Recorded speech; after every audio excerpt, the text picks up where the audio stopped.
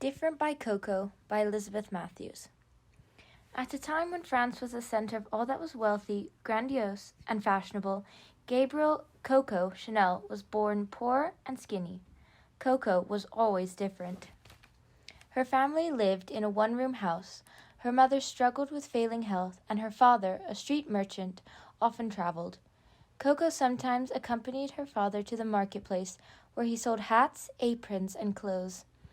The wealthy ladies of society strolled elegantly around the stands, their faces glowing beneath partly drawn veils, and their hands clutching packages filled to the brim with the most expensive finery in all of France. Though she had 5 brothers and sisters, Coco preferred to play alone. Retreating to her imaginary world, she could pretend to live like the lady she saw at the market. When Coco was 12, her mother died. Her brothers were sent to work at a neighboring farm. Coco and her 2 sisters were sent to an orphanage in Auvergne. Cold and colorless, the orphanage rested among medieval ruins in a gorge, surrounded by a forest of trees. At the convent, life was disciplined. Aging nuns in pressed habits gave the girls strict lessons in reading and writing. All was clean and simple, black and white. It was at the convent that Coco learned to sew. Out of scraps of fabric, she made rag dolls and ribbons for her hair. Her talent with a needle and thread made the dolls beautiful. Her famous imagination brought them to life. Coco fantasized about living with family again. She imagined herself dressed in elegant gowns and owning thoroughbred horses. Mostly, she fantasized that she would one day be adored by the society that now looked down its nose at her because she was penniless. She always believed she deserved more. She loved to read cheap romance novels and rarely told the truth.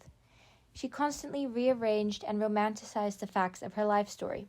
She would even tell lies in confession. At 18, Coco was sent to Notre Dame, a finishing school for young ladies in Moulins. As a charity case, she lived with other indigent girls in an unheated dormitory.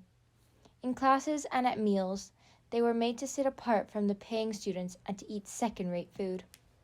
Despite the overwhelming and humiliating distinction drawn between the rich and the poor at Notre Dame, Coco learned to carry herself with as much pride and elegance as the wealthiest young ladies.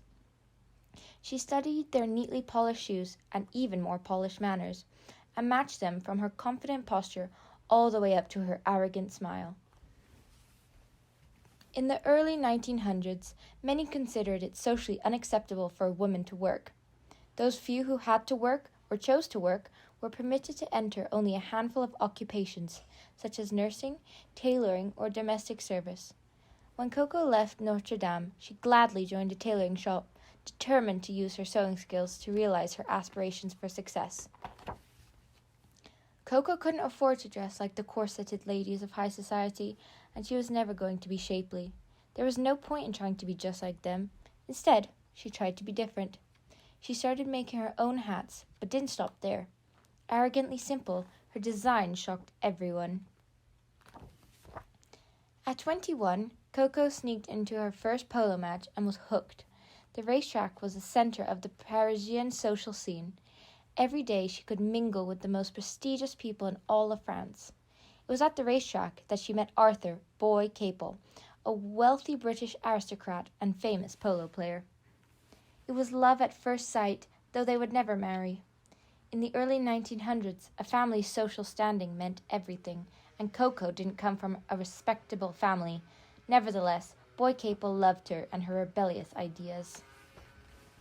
He bought her a small shop, just as she wished, on La Rue Cambon, one of the most fashionable streets in Paris.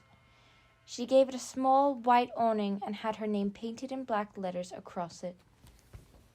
Coco designed and sold only clothes that she wanted to wear. They were practical, long, and slender, and there were absolutely no corsets.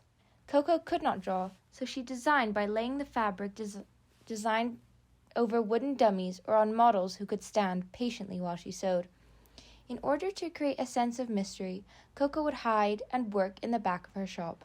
From there, she could watch the reactions of customers to her daring designs and even more daring prices. Her style was like nothing anyone had ever seen. It was so unpredictable and simple, but everybody loved it.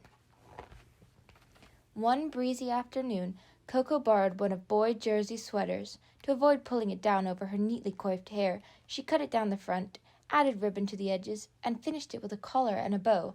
Her reinvented sweater was a huge success. Coco had created a new look, that of the modern sportswoman. In 1914, World War I was brewing and Germany invaded France. With the draft calling all the men to war, women had to work. It was impossible to work in a corseted gown, but Coco's designs were perfect. While other Paris businesses were failing, Coco's was thriving.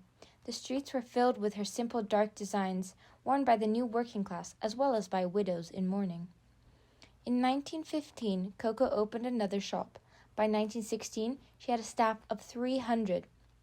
In her studio, she often wore long strings of pearls from which a pair of scissors hung, ready to rip out any ill-fitting seams. Dramatic and exacting, she demanded perfection. The war in full swing brought a rationing of cloth. The press instructed women to lose weight so that less material would be used to make their dresses. With the textile industry collapsing, Coco was able to get large amounts of jersey inexpensively. Consequently, many of her designs were unflattering to a full figure. After the war, fashion became even more directed to a new kind of woman, one who was athletic and agile, one who was young and slender, like Coco. Women no longer wanted to just dress like Coco, they wanted to be just like Coco. Her distinctive beauty lay in an attitude, something that even the richest of socialites couldn't buy. Upper-class society didn't usually socialize with common working people, but Coco changed all that. She treated her wealthy clients as her equals and demanded to be treated as their equal in return. This daring challenge to the established social order lifted Coco Chanel above the rank of mere seamstress to a creator of Parisian couture. Coco offered women not only freedom from corsets, but freedom from social constraints as well. Nothing could attract more attention to Coco than just being herself. Her striking red lips, her energy, her style, and her boldness made her an instant celebrity. Everyone loved Coco, and she was always different. The end.